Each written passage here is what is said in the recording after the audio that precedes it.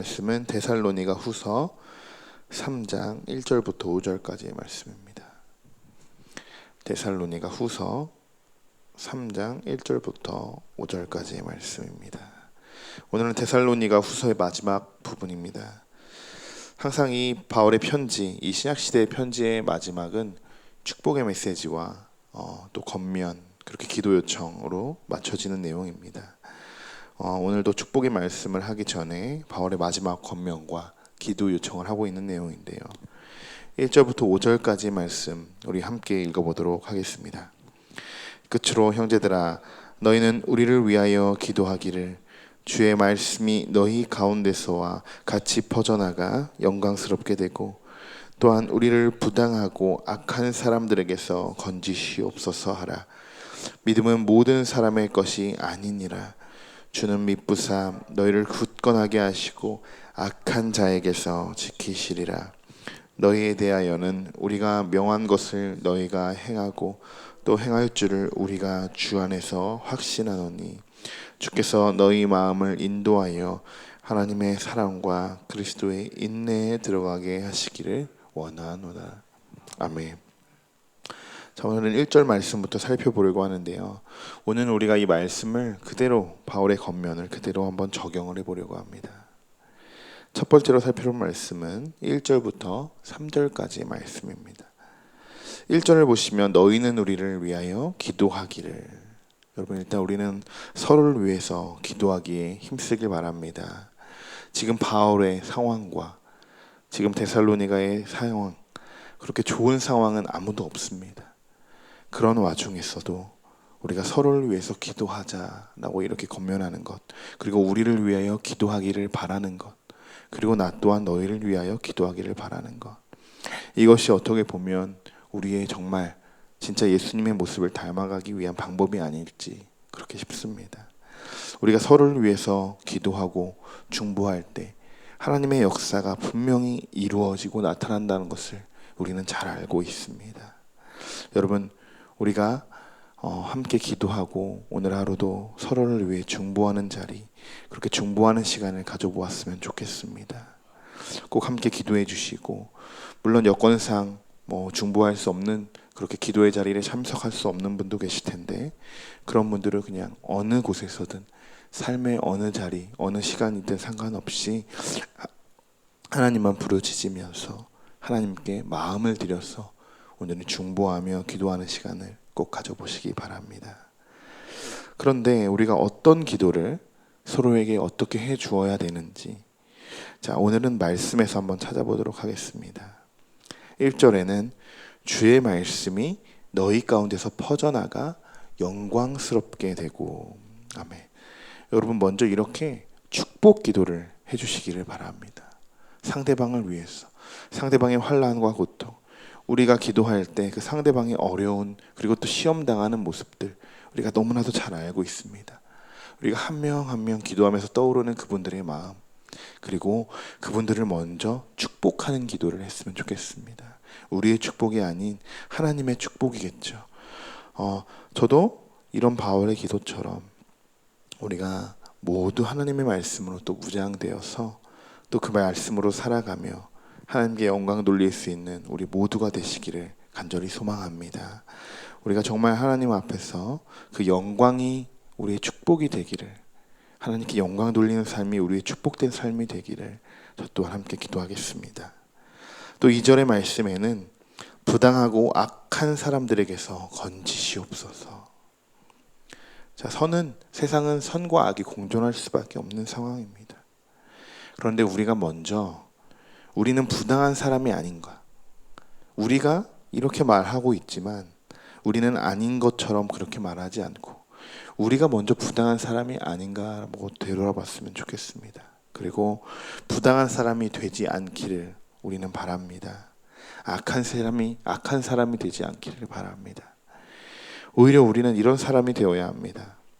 부당한 사람들을 정당한 사람으로 변화시켜 줄 수 있는 사람들, 악한 사람들에게서 복음을 심어주게 해서 선한 영향력을 끼칠 수 있도록 도와주는, 어떻게 보면 신앙의 조력자라고 말할 수 있겠죠.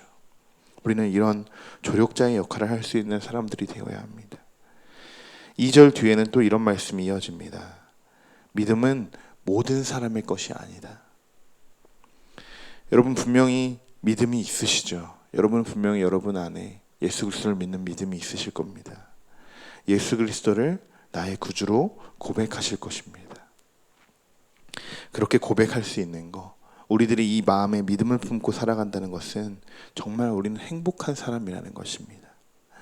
이렇게 행복한데 여러분 그 행복 우리만 가질 수 없죠. 우리의 사랑하는 사람들에게 나눠줘야겠죠. 모든 사람이 가질 수는 없지만 많은 사람들이 믿음을 가질 수 있도록 우리가 기도해야 하는 것입니다. 오늘 중보할 때도 많은 분들이 우리의 사랑하는 모든 가족과 이웃들이 이 예수 그리스도를 믿는 믿음을 가질 수 있도록 같이 함께 기도해 주시기 바랍니다. 우리가 그렇게 기도할 때 하나님께서 우리의 마음을 굳건하게 마음을 지켜주실 것이고 또한 굳건한 마음을 주실 것이고 악한 자들에게서도 지켜주실 줄 믿습니다. 두 번째로 살펴볼 말씀은 4절의 말씀입니다. 4절의 말씀은 너희에 대하여는 우리가 명한 것을 너희가 행하고 또 행할 줄을 우리가 주 안에서 확신하노니. 말 그대로 확신의 말씀입니다.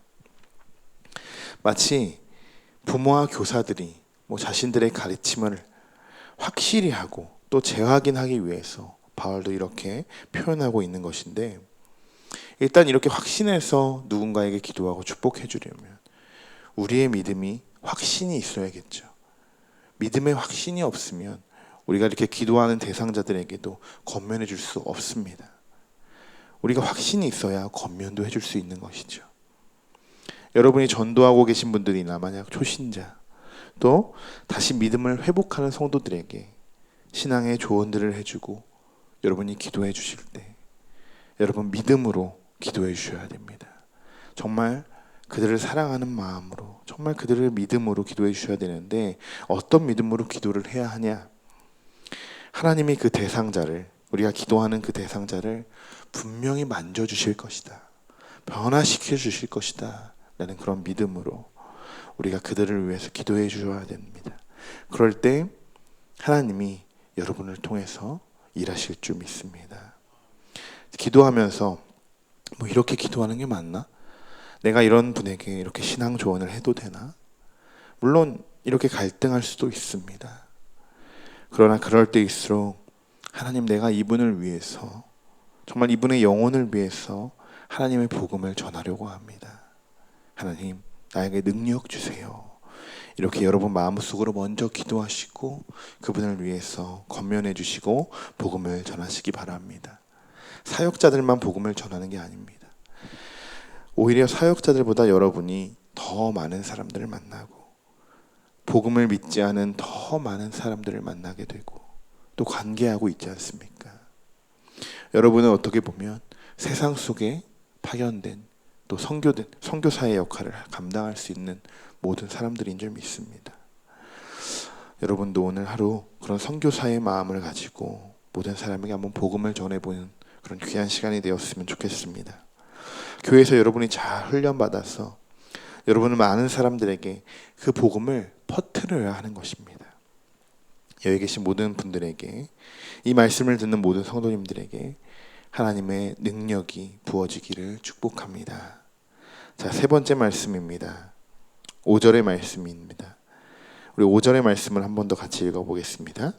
주께서 너희 마음을 인도하여 하나님의 사랑과 그리스도의 인내에 들어가게 하시기를 원하노라. 아멘. 하나님은 우리의 마음 중심에 계신 분이시고 또 우리 마음을 움직이시는 분이십니다. 그럼 반대로 우리들은 하나님의 마음을 얼마나 알고 있을까요? 하나님의 사랑을 우리가 얼마나 느끼고 있을까요? 하나님이 우리를 통해서 기뻐 받으신다고 하는데 어떻게 하는 것이 정말 하나님을 기쁘시게 하는 일일까요? 오늘 말씀에 우리의 마음을 인도하여 바울은 어디로 들어간다고 했습니까? 하나님의 사랑과 그리스도의 인내로 들어간다라고 했습니다. 여러분, 하나님의 사랑은 알면 알수록 우리가 다른 사람들을 더 사랑하게 만듭니다. 이것을 한마디로 정의를 한다면 하나님의 사랑은 퍼져나가는 사랑이다. 우리가 이렇게 볼 수 있습니다. 나눠주는 사랑입니다. 하나님의 사랑은. 일반적으로 사랑을 하게 되면 어떻습니까? 그냥 내가 소유하기만 합니다. 내가 소유하는 사랑만, 그리고 지키려고만 합니다. 그러나 하나님의 사랑은 다른 사람들에게 베풀어주고 나눠주는 사랑이라는 것이죠. 성도 여러분, 우리도 하나님의 사랑을 받았기 때문에, 누군가로부터 하나님의 인도하심으로부터 우리가 받았기 때문에 이 자리에 계신 것이죠. 저도 그렇습니다. 그러면 우리는 감사한 마음으로 당연히 그리스도의 인내에 참여해야 하는 줄 믿습니다. 말씀을 보시면 사랑과 그리스도의 인내라고 되어 있습니다. 여기서 그리스도의 인내에 들어간다는 것은 무엇을 말하는 걸까요? 예수 그리스도의 인내를 말하는 건데, 그분이 감당하신 고통, 그 십자가의 고통, 또 그분의 삶, 그분이 겪었던 모든 인내, 역경과 고난들을 말하고 있는 것입니다. 여러분, 우리가 이런 마음을 품고 살아갔으면 좋겠습니다. 예수님을 사랑하는데, 예수님을 사랑을 하는데 내가 예수님의 고통은 짊어지지 않으려고 한다. 이거는 어떻게 보면 사랑이라고 말할 수는 조금 부족한 것 같습니다. 내가 마땅히 하나님의 사랑을 받아 그리스도의 인내에 참여하는 것이 진정한 예수님의 사람인 줄 믿습니다. 오늘 말씀을 한번 정리해 보겠습니다. 세 가지의 부분으로 나눠서 볼 수가 있습니다. 첫 번째는 너희는 우리를 위하여 기도하기를. 그분을 위해서 여러분이 오늘 기도하실 때 많은 이들을 중보하시면서 정말 축복의 기도하시기를 바랍니다. 그리고 두 번째, 우리가 명한 것을 너희가 행할 줄을 주 안에서 확신하노니. 예수 그리스도께서 우리에게 주신 그 믿음을 가지고, 여러분 확신의 믿음을 가지고 기도하시길 바랍니다. 우리가 확신 없이 그냥 중언부언하며 기도하는 것은 하나님이 원하시지 않습니다. 그냥 단 한마디를 해도 우리 마음에 진심으로 확신하는 그 믿음의 기도를 한다면 하나님께서는 그 기도를 이뤄주시고 들어주실 줄 믿습니다. 자, 마지막 세 번째, 하나님의 사랑과 그리스도의 인내에 들어가게 하시기를. 먼저 우리가 하나님의 사랑을 느끼고, 나는 정말 예수님의 사람으로 나는 하나님의 사랑을 받고 있는가? 그러므로 나는 하나님의 사랑을 전하고 있는가? 분명히 하나님의 사랑은 나눠주는 사랑이고 베풀어주는 사랑이라고 말씀을 드렸습니다. 그 사랑으로 우리는, 그 사랑의 힘으로 예수 그리스도의 그 고난과 그 환난과 그 역경 속에 가는 그 십자가의 길을 우리도 걸어갈 수 있는 능력이 생기게 되는 것입니다. 그것이 십자가의 능력이라고 말할 수 있겠죠.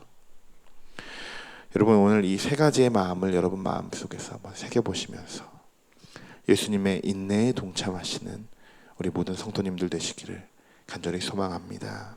이렇게 기도하겠습니다. 오늘 바울의 마지막 기도에 관해서 말씀을 알아보았습니다. 쉽게 마음에 다가오는 말씀도 있고, 또 우리 마음에 아직 새기지 못한 말씀들도 있습니다. 하지만 우리 마음 중심을 보시는 하나님, 우리가 하나님을 사랑하는 것은 변함이 없으니 우리가 그리스도의 인내에 동참하게 하시고 감사함으로 그의 문에 들어갈 수 있는 믿음을 허락하여 주시옵소서. 오늘도 감사하는 마음뿐입니다. 이 마음 변치 않게 하시고 오늘 하루도 사랑을 베풀고 나눌 수 있도록 인도하여 주시옵소서. 이 모든 것 우리 주 예수 그리스도의 이름으로 기도드립니다. 아멘.